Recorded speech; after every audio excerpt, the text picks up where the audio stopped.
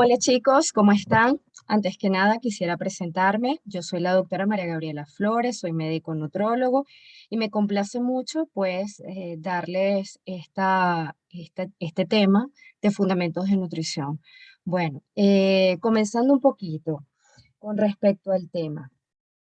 Bueno, antes que nada, tenemos que conocer unos conceptos básicos para poder adentrarnos en el tema de nutrición. Eh, Uno de los conceptos que generalmente son confundidos es lo que es el concepto de alimentación y el concepto de nutrición. Son cosas completamente diferentes. La alimentación es el proceso por el cual se incorporan sustancias nutritivas al organismo, mientras que la nutrición es la utilización de esos nutrientes que van en los alimentos. Es decir, cómo se extraen y cómo se transforman en el organismo. Entonces, no podemos confundir estos dos conceptos. Ahora, ustedes se preguntarán en este momento por qué un médico debe de conocer de nutrición. Pues efectivamente, la nutrición, como les estaba comentando, eh, nos permite entender cómo el organismo, en base a sus necesidades energéticas, en base a sus necesidades de nutrientes, extrae y transforma a los mismos que están contenidos en los alimentos por diferentes procesos que ustedes van a ver más adelante, como es el de la digestión, el de la absorción, incluso el del metabolismo. ¿Por qué? Porque de ellos se extrae energía necesaria para el buen funcionamiento corporal, de las funciones, pues, del organismo como tal. Y por algo muy importante, ya que se obtiene la materia prima indispensable para sintetizar sustancias más complejas, que eso lo van a ver en Introducción al Metabolismo, o ya lo vieron, que específicamente nos referimos a lo que es el anabolismo. Además, cuando tenemos a un individuo con una nutrición apta, pues garantizamos el proceso de crecimiento y desarrollo. Si estamos hablando de un paciente pediátrico o en un paciente adulto, estamos garantizando el mantenimiento de las funciones, como ya les comenté anteriormente. Es decir, que la ingesta de sustancias, de sustancias alimenticias es extremadamente importante e incluso nos permite entender algunas teorías de la aparición de ciertas enfermedades o incluso cómo las patologías se comportan frente a la nutrición y cómo nosotros podemos modularlas a través de la elección o de la mejor, sí, de la mejor elección de la alimentación del paciente. Cuando nosotros hablamos de nutrientes, los tendemos a clasificar en dos grandes grupos, que son los macronutrientes y los micronutrientes. En líneas generales, entonces, la nutrición se asocia con bienestar y también se puede asociar el término malnutrición con la aparición de ciertas enfermedades. Por eso es que el médico debe de tener conocimientos básicos de la nutrición como tal del paciente y no olvidarla. Ahora, como les dije anteriormente, los nutrientes los vamos a dividir en dos grandes grupos, que son los macronutrientes y los micronutrientes. Los macronutrientes, como su nombre lo dice o se señala, se encuentran en grandes cantidades en los alimentos. Y ustedes los conocen, son las grasas, las proteínas y los carbohidratos, que son digeridos en el tracto gastrointestinal para generar unidades básicas que ya también son conocidas por ustedes, como son los aminoácidos, los monosacáridos, los ácidos grasos y el glicerol, que posteriormente van a ser aprovechados en numerosas funciones. Ahora, cuando hablamos con respecto a los micronutrientes, como su nombre lo dice, se encuentran en menores cantidades en los alimentos y debemos garantizar que nuestro paciente los consuma. Están principalmente constituidos por lo que son vitaminas y minerales. Como les dije, se ingieren en pequeñas cantidades, por lo tanto hay que garantizar su aporte y son indispensables para el mantenimiento de la actividad bioquímica. Principalmente son necesarias para el buen funcionamiento de la actividad de ciertas enzimas. Hablemos un poquito acerca de los macronutrientes y vamos a empezar básicamente por las proteínas. Las proteínas, ustedes ya las conocen, las proteínas son polímeros de aminoácidos los cuales están unidos por enlace peptídico. Son un constituyente indispensable en la célula, importantísimo. Ustedes ya saben todas las funciones que cumplen. Y se dice que aproximadamente 3/4 partes del peso seco de la célula está formado por proteínas. Entre las funciones que cumple, bueno, formación de hormonas, de enzimas, de anticuerpos, neurotransmisores, transportadores de nutrientes y otras sustancias esenciales. Pero desde el punto de vista nutricional, en primer lugar es el mantenimiento, reposición y crecimiento de los tejidos. No como a veces se suele asociar a las proteínas como fuente de energía. Cierto, ellas aportan energía, pero básicamente la función más importante desde el punto de vista nutricional es el mantenimiento de tejidos o garantizar el crecimiento y el desarrollo. Cuando nosotros hablamos de proteínas, específicamente utilizamos un concepto que más adelante se los voy a señalar a profundidad, que es el del balance nitrogenado. En nuestros pacientes debemos lograr que el balance nitrogenado sea positivo. Y esto viene relacionado con una ingesta con respecto a la excreción de proteínas. Más adelante, como les digo, se los voy a hablar a profundidad. Y por eso su última función es energética. Se dice que 1 gramo de proteínas aporta 4 kilocalorías. Y solo se utiliza, o sea, solo se utiliza lo que es el pool de aminoácidos o proteínas estructurales en el organismo solo cuando fallan el aporte de los otros macronutrientes. Ahora, Ahora sí, hablemos a profundidad de lo que es el balance nitrogenado. El balance nitrogenado es un concepto que es ampliamente utilizado, en la cual se calcula o es la relación de lo que es la ingesta de nitrógeno ingerido, obviamente por las proteínas, ya vamos a hablar un poquito de eso, con respecto a la excreción de la misma. ¿Qué ocurre?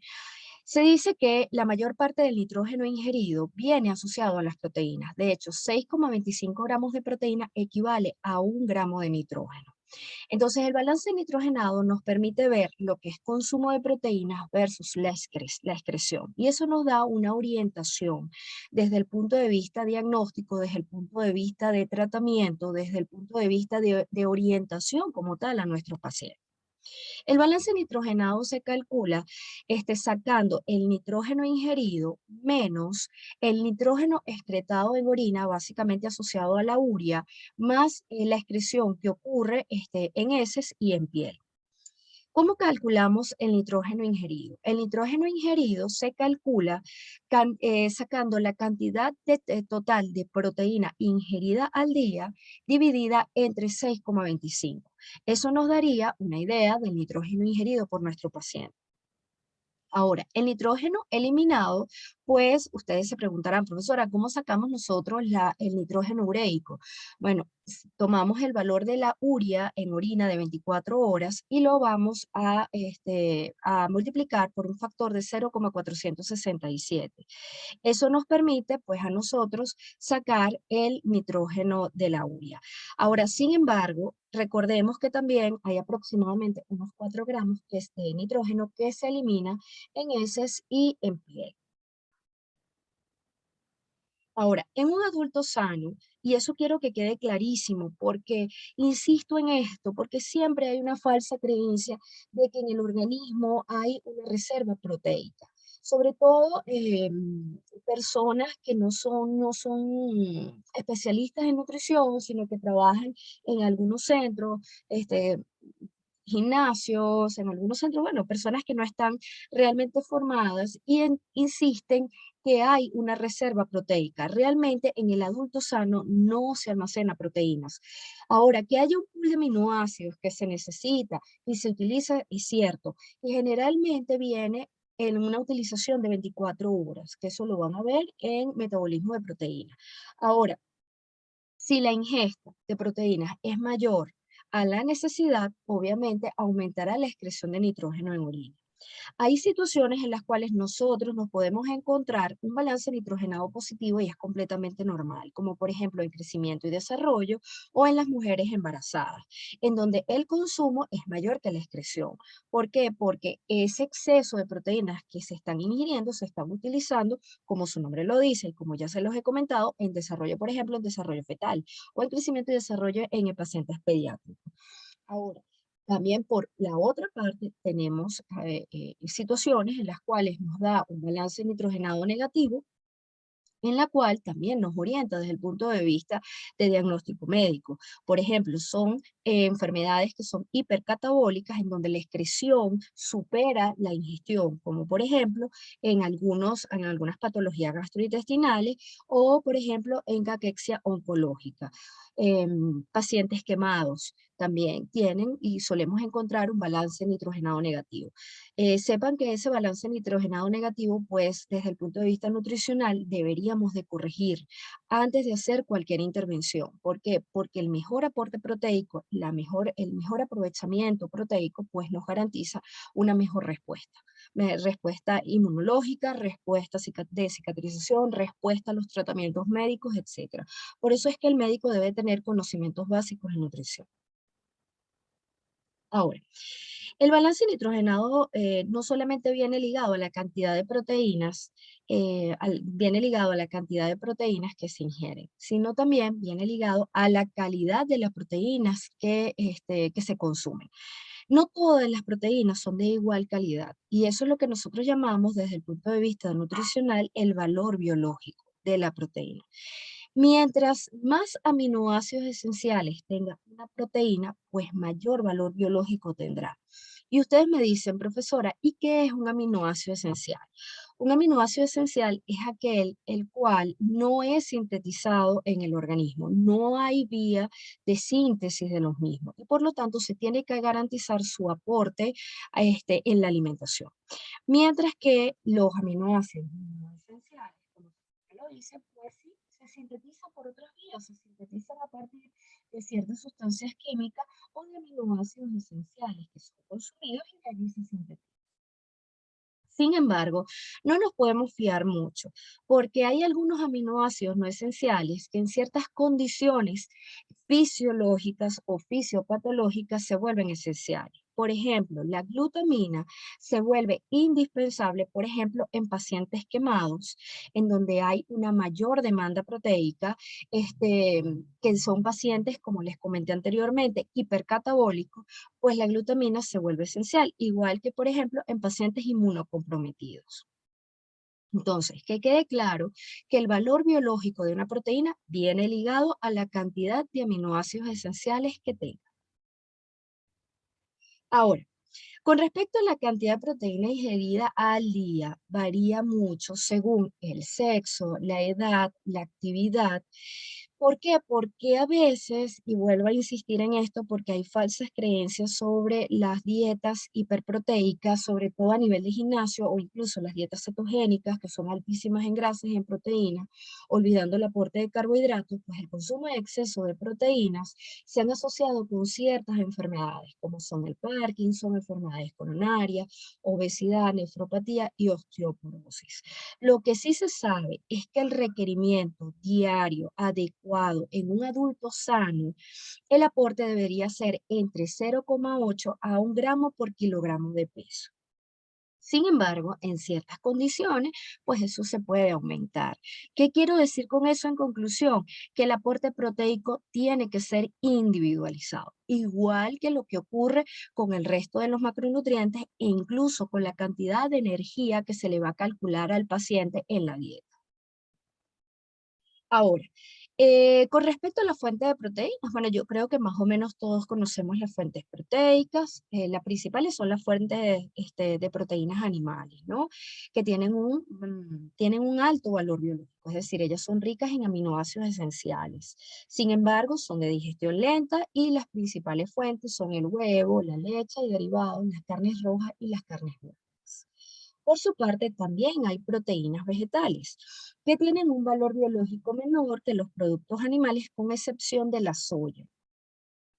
Si en el caso que nosotros tuviésemos un paciente vegetariano, deberíamos de preguntar si es ovo-lacto vegetariano, porque hay algunos vegetarianos que tienen cierta flexibilización en la dieta. Esto nos permite tener cierta libertad a la hora, pues, de sugerirle un patrón de alimentación, sobre todo a nivel de proteínas, ¿no? Sin embargo, si son vegetarianos estrictos, nosotros nutricionalmente tenemos lo que son leguminosas, lo que son cereales, lo que son frutos secos, lo que son vegetales como tal, pues distinguidos como en grupos. Y la combinación de diferentes grupos podemos llegar a tener un buen aporte proteico. Entonces se basa pues de la variabilidad y obviamente del balanceo de la alimentación. Ahora, lo que sí es que ningún vegetal contiene todos los aminoácidos esenciales y por esa razón se deben de combinar. Se deben de combinar, perdón.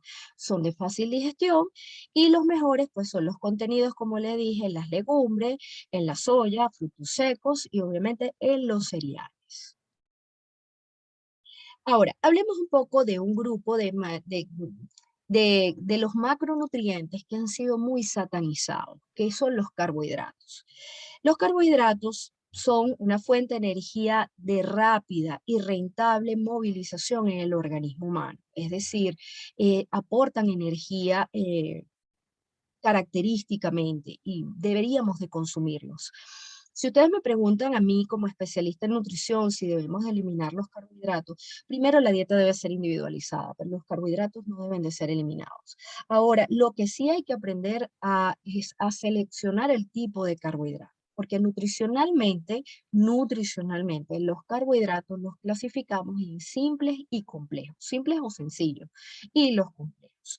Ahora, en base a qué consumimos carbohidratos. La principal forma de consumo de carbohidratos en forma de almidones y otros azúcares. Hablemos de los carbohidratos sencillos, que tanto en algunos pacientes pues, o algunas personas nos gustan tantos, ¿no? Ahí tienen una foto, gomitas, chocolates, dulces, bollería, productos de bollería, etcétera. Son carbohidratos simples, contienen como tal carbohidratos sencillos como son la glucosa y la fructosa que se digieren rápidamente, pasan al torrente sanguíneo en minutos y generan una rápida elevación de la glicemia. Ahora, veamos lo que significan los carbohidratos complejos, para luego entonces explicarle un concepto que viene asociado a la ingesta de carbohidratos y ustedes podrán decirle a sus pacientes, pues darle recomendaciones certeras. Ahora, los carbohidratos complejos son los carbohidratos que tardan más en absorberse, por lo que se produce una elevación más lenta y moderada de la glicemia. Entre ellos están los cereales, las legumbres, las verduras, las frutas, los granos y en general lo que llamamos alimentos altos en fibra. La fibra dietética es un grupo de sustancias químicas que ingerimos que están básicamente constituidos por celulosa, hemicelulosa, ligninas, carragenanos, alginatos y gomas. Ahora, nosotros desde el punto de vista de la solubilidad los clasificamos de dos formas, lo que son las fibras solubles o las fibras insolubles. Las fibras solubles básicamente son compuestos no celulósicos que una vez que se metabolizan producen especie de un gel viscoso y ellos producen también ciertas moléculas que son utilizadas incluso como fuente de energía en el enterocito.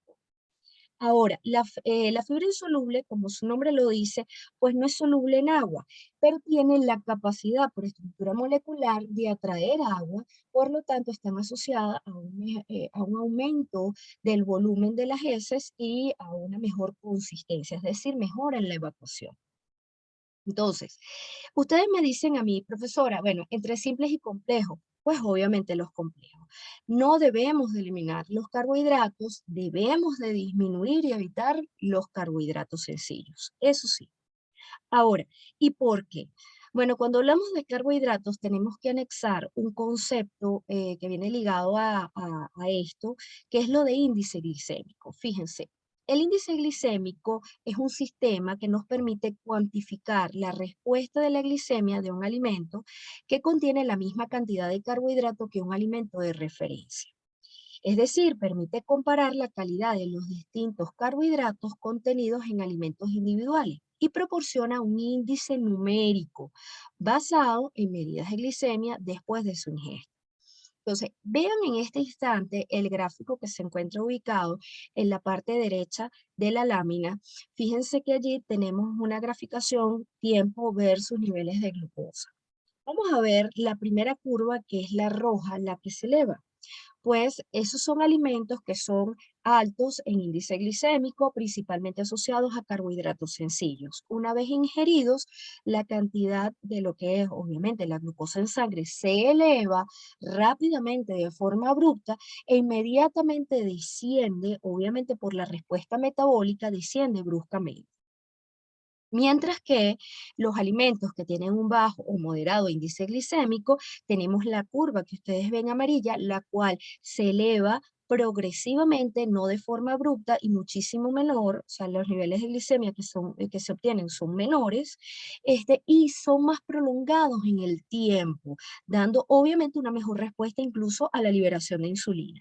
Entonces ustedes me dicen a mí como médicos que son, pues piensen un poquito. Si tenemos un paciente diabético, por ejemplo, ¿qué tipo de alimento ustedes le recomendarían? ¿Un alimento que tenga un alto índice glicémico o un alimento que tenga un bajo índice glicémico? Pues yo diría que serían alimentos de bajo o moderado índice glicémico. ¿Por qué? Porque evita esos picos de glicemia y además mejora la respuesta metabólica desde el punto de vista hormonal, facilitando obviamente algo que ya ustedes conocen y que ya han visto, que es la cascada de la insulina. Ahora, muy bien, hablemos del tercer tipo de macronutrientes, que son los lípidos o las grasas. En este instante, pues voy a tomar unos minutos para hablar un poquito acerca de la estructura. Es importante conocerlo porque de allí depende también lo que es el entender la grasa desde el punto de vista nutricional.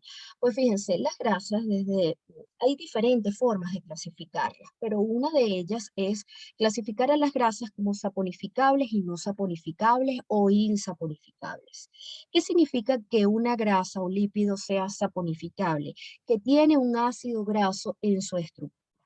Por ejemplo, dentro de los saponificables tenemos los simples y los compuestos.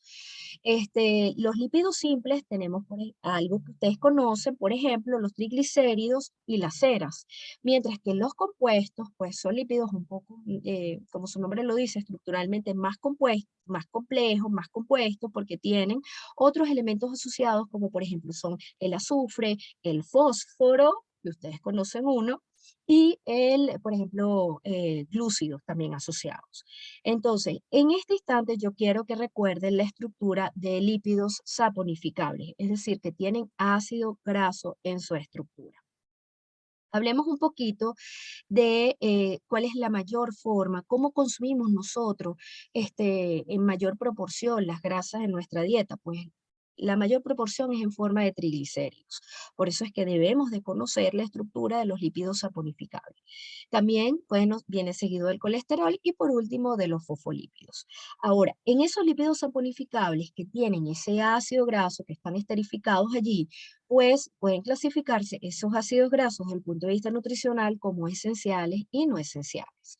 También viene ligado a lo que es el concepto de ¿los podemos o no sintetizar en el organismo? Pues los esenciales no los podemos sintetizar, mientras que los no esenciales sí los podemos sintetizar en el organismo. ¿Y cuáles son los lípidos o los ácidos grasos, mejor dicho, que son esenciales? Son los omega 3 y los omega 6, que nosotros pues lo conocemos. El omega 3 como el ácido linolénico y el omega 6 como el ácido linoleico. Y algo muy importante, no solo mantienen la estructura y función de la membrana celular, cosa que ya ustedes conocen, sino que también intervienen en el metabolismo del colesterol, son fuente de energía y son indispensables para numerosas funciones en el organismo, como son la función inmunitaria normal, etc. Ahora, sin embargo, hay muchos estudios que han relacionado lo que es la ingesta de ciertos tipos de lípidos con el sistema inmunológico. Y se dice, en este caso, que la producción de citoquinas proinflamatorias disminuye cuando se ingiere por vía oral concentraciones entre moderadas y altas de omega 3, es decir, de ácidos grasos esenciales. Entre ellas está la prostaglandina E2, la cual controla distintos aspectos de la respuesta inflamatoria e inmunológica celular. Y se dice que la disminución en la producción de estas citoquinas y eicosanoides contribuyen al efecto beneficioso de todos los alimentos que contengan omega 3, principalmente en forma, lo conseguimos a nivel industrial, ¿ok? Los consumimos en forma de aceites de pescado. Y entonces es por eso que se ha relacionado con disminución en la patogénesis de enfermedades inflamatorias y en la aterosclerosis. Ahora, otra forma de clasificar esos ácidos grasos no solamente son esenciales y no esenciales, ya vimos su importancia, por lo menos en uno de los casos a nivel orgánico, sino también los podemos clasificar si son saturados o insaturados. Y eso recordemos que es estructura del ácido graso. Los ácidos grasos son compuestos hidrocarbonados, están formados por carbono e hidrógeno. Y dependiendo del tipo de enlace que, que, que exista entre los carbonos, pues obviamente vamos a tener un ácido graso saturado o uno insaturado. Los saturados, pues son enlaces sencillos, son cadenas rígidas que ya ustedes conocen cuando vimos el tema de membrana.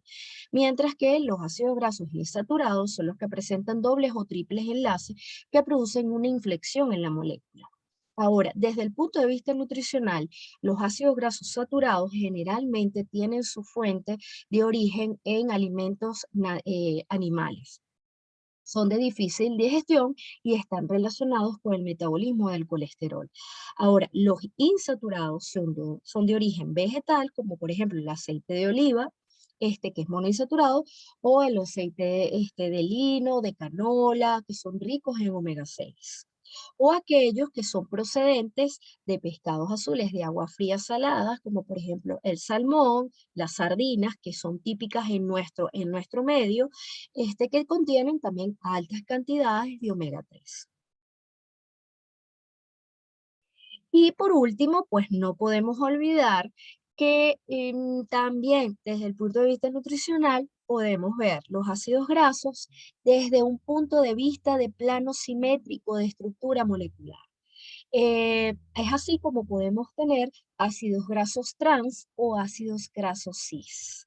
Pues los ácidos grasos trans son moléculas más rígidas que tienen unas características químicas particulares y sobre todo tienden a empaquetarse mejor en las membranas celulares. Sin embargo, están asociadas con diferentes patologías que ya las nombraré un poco más adelante. Sin embargo, los ácidos grasos trans pueden ser obtenidos por tres vías características. Primero, por tratamiento térmico, que ya voy a hablar un poquito acerca de eso. Lo segundo, lo que se llama biohidrogenación rumial, es decir, por bacterias isomerasas y por hidrogenación industrial. ¿Por qué? Porque a veces, por ejemplo, en las margarinas van gran aporte de ácidos grasos trans porque mejoran las propiedades organolépticas, es decir, el sabor, lo gustoso del alimento y también, obviamente, viene ligado a la conservación del mismo. Entonces, existen estas tres vías. Ahora, me detengo aquí para hablarles un poco del tratamiento térmico. La hidrogenación parcial de un ácido graso que pudiese ser favorable para el estado de salud, pues al someterlo a calentamiento se conlleva a una reacción química de hidrogenación, pues transformando un ácido graso beneficioso en un ácido graso pues no beneficioso. Por eso la recomendación es consumir, por ejemplo, el aceite de oliva directamente agregado crudo, sin calentar, por ejemplo, agregado como aderezo a una ensalada o algo en el pollo, incluso en el pan, etc. Entonces, aquí es donde les voy a explicar qué tanto, por qué hablamos tanto de los ácidos grasos trans. De hecho, en Estados Unidos ya hay leyes que prohíben la utilización de ácidos grasos trans a un nivel alto en los alimentos. porque tienen una gran toxicidad. Primero, alteran la membrana celular. Recuerden que se empaquetan fácilmente en las membranas. Segundo, aumentan unas lipoproteínas que ustedes van a ver más adelante, que son las lipoproteínas de baja densidad y bajan las de alta densidad. Es decir, aumentan las tóxicas, por decirle como un preámbulo ahorita, porque eso lo van a ver mejor en metabolismo de lípidos, y disminuyen las de protección. Esto desencadena procesos inflamatorios, procesos alérgicos, sobre todo en algunos órganos diana, como son piel y pulmón. Es decir, no son recomendables. Y sí, son muy apetitosos, mejoran la palatabilidad del alimento, el sabor, pero no deberíamos de consumir. Muy bien, ya hemos hablado de los tres macronutrientes principales. Ahora, otra de las cosas que tiene que conocer el médico y es indispensable que los conozcan es la evaluación del estado nutricional. Em, yo he visto en algunas ocasiones con bastante preocupación, sobre todo en los hospitales, en las instituciones pues, en donde los pacientes pasan muchísimo tiempo internados, en donde se va mermando el estado nutricional frente a la vista de los médicos tratantes. Obviamente no son todos, pero yo quiero llamar aquí a la concientización de todos. Debemos de tener en cuenta que existen algunos conceptos básicos que nosotros debemos de manejar como médicos y que me permiten orientarme desde el punto de vista de cómo está el estado nutricional del paciente. Porque recuerden que depende de ello, dependerá la respuesta a los tratamientos, a los procedimientos que se le lleven a cabo al paciente. Entonces, cuando hablamos de la evaluación del estado nutricional, debe estar obligatoriamente ligada a la evaluación médica clínica del paciente. Y no es más que el proceso por medio del cual se recolectan y se valoran ciertos datos sobre la situación nutricional del paciente. Nosotros debemos de tener incluso en nuestra historia clínica, desarrollar una parte que es de hábitos psicobiológicos del paciente. Es de bastante interés que indaguen sobre los hábitos nutricionales, sobre cómo come el paciente, dónde come, qué prefiere comer, de la calidad de la alimentación. Pues eso también nos da orientación sobre diagnóstico y manejo. Esto nos permite, entonces, también, ¿cómo les explico? Poder hacer un diagnóstico clínico. El diagnóstico clínico en nutrición es en base a la composición corporal, que ya vamos a ver que tenemos ciertos indicadores que nos orientan al respecto. Y obviamente dar una terapia nutricional acorde a sus requerimientos pues diarios y en el mejor de los efectos pues referir a un especialista en nutrición para que mejore el estado.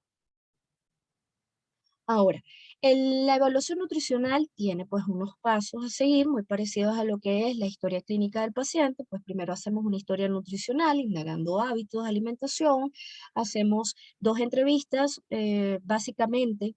Hay muchas, pero utilizamos típicamente una que se llama recordatorio 24 horas y frecuencia de consumo de alimentos que nos orientan a cómo ha comido el paciente en un corto plazo y semanalmente o mensualmente.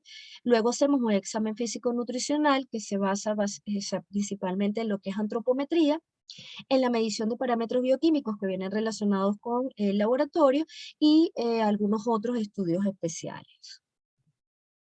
Vamos a hablar un poquito acerca de la antropometría. La antropometría es una técnica fácil de utilizar, de aplicación universal, de bajo costo y no invasiva para evaluar la composición del cuerpo humano. Importantísimo cuando vayan a hacer ruralito, pues deténganse un poco a hacer la parte de antropometría, sobre todo en pacientes pediátricos. Juega un papel importante en toda la evaluación del estado nutricional del individuo porque nos da reflejo del estado nutricional. Por consiguiente, se hace necesario identificar cuáles serían las variables antropométricas adecuadas. Es decir, nosotros llamamos variables antropométricas lo que debemos de medir en el paciente. Estas variables antropométricas de importancia son la talla, el peso, la circunferencia, los pliegues y los diámetros. Básicamente, importante muchachos, tomar el peso y la talla del paciente, pues el peso y la talla constituyen las variables imprescindibles en la evaluación. Primero el peso, ¿por qué? Porque el peso nos habla de adecuación alimentaria, es decir, cómo viene comiendo el paciente, si está adecuada la dieta a la edad, al sexo, a las actividades, a la patología, etcétera. Mientras que la talla cumple una función muy, pero muy importante en paciente pediátrico, porque nos habla de antecedentes nutricionales y socioambientales. Es decir, nos puede decir que qué tanto, cómo es la calidad de la alimentación de ese paciente, incluso hasta 3 meses antes de la primera consulta o de la primera vez que nosotros lo veamos. Como les dije, la talla indispensable en pacientes, en niños y adolescentes. Pues la talla, desde el punto de vista de concepto, determina el largo del cuerpo del individuo, tomando en cuenta las extremidades inferiores, lo que es el tronco, el cuello y la cabeza. Es la distancia desde el vértex hasta las plantas de los pies. Es una medida muy utilizada para estimar el crecimiento lineal del individuo y en combinación con la edad. ¿Ok? Todos aquellos que vamos a ver niños en algún momento es importante relacionarlo con la edad porque no es utilizado, nos habla sobre el estado nutricional crónico y nos permite pues hacer ajustes nutricionales para que el paciente pues tenga lo que se llama un crecimiento compensatorio. E incluso si hacemos un buen despistaje de talla y peso en niños, podemos orientarnos desde el punto de vista incluso de diagnóstico médico. Ahora, la talla del adulto pues no varía, es una constante, ahí es más importante el peso. Eh, Tomar el peso pues del paciente adulto también nos da orientación acerca del estado nutricional. El peso, todos lo conocemos, pues el peso es una medida bastante fácil de obtener, pues nos habla acerca de las reservas globales de grasa y de músculo, aunque también hacemos peso de lo que son componentes corporales que más adelante se los voy a decir. ¿Qué utilizamos para tomar el peso? Pues las balanzas calibradas. La talla que utilizamos, método de la plomada, cuando estamos en ruralito, o tenemos el estadiómetro o el tallímetro. Ahora, los pliegues y las circunferencias, sobre todo los pliegues y diámetros, pues son técnicas un poco más especializadas. Nos hablan bien acerca de lo que es la composición, sobre todo de tejido, lo que es tejido magro y lo que es tejido graso.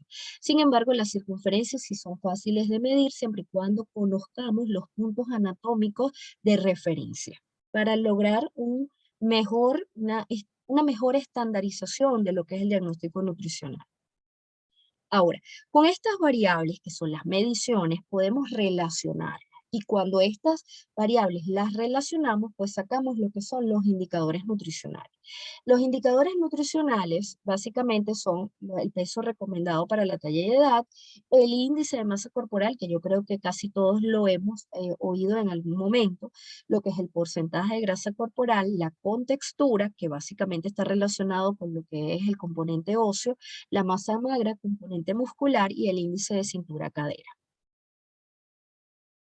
Cuando nosotros hablamos de la relación de variables, tenemos que ver que el organismo lo podemos visualizar de diferentes tipos de modelos. Uno de los modelos que generalmente se utiliza es el modelo de dos compartimientos, en donde se considera el cuerpo humano que está formado por dos compartimientos, lo que es la masa corporal magra o libre de grasa y la masa corporal grasa.